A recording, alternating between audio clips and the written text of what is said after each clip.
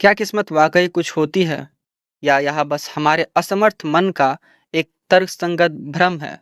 हम कहते हैं उसकी किस्मत अच्छी थी, मेरी किस्मत ही खराब है, जो लिखा है वही होगा। पर यह किस्मत आखिरकार है क्या? क्या यह कोई पूर्व निर्धारित योजना है? क्या यह ब्रह्मांड की कोई अदृश्य पटकथा है या यह सिर्फ हमारे दिमाग की एक राहत प्रणाली है?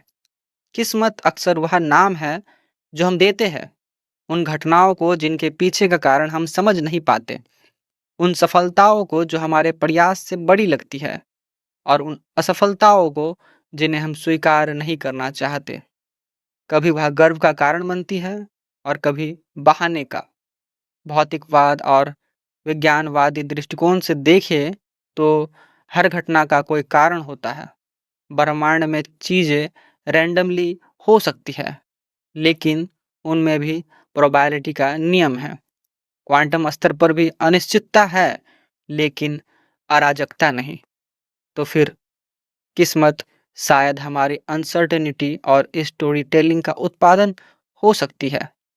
मनुष्य को जब नियंत्रण की कमी महसूस होती है तो वह नियंत्रण का भ्रम पैदा करता है। इसलिए जब हम पास होते हैं तो कहते हैं मेरा किस्मत सही था और मैंने मेहनत भी की, और जब फेल होते हैं तब मेहनत तो की थी लेकिन किस्मत साथ नहीं थी। किस्मत हमारे आत्मसम्मान को बचाने का एक मनोवैज्ञानिक कवच है। डिटर्मिनिज्म नियतिवाद दर्शन यह कहता है जो होना है वो होकर रहेगा। यह दृष्टिकोण हमें कर्म की स्वतंत्रता से दूर ले जाता है। और अस्तित्ववाद कहता है कोई पूर्व निर्धारित अर्थ नहीं है, तुम ही अपने अर्थ और मार्ग गढ़ते हो।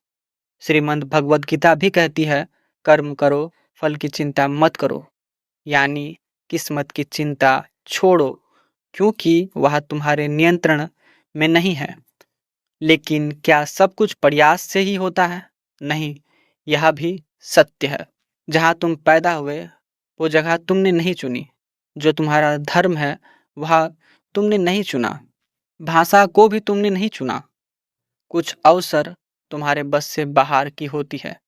तो क्या यही किस्मत है? शायद नहीं। यह संयोग का जाल है जिसे हमने किस्मत का नाम दे दिया है।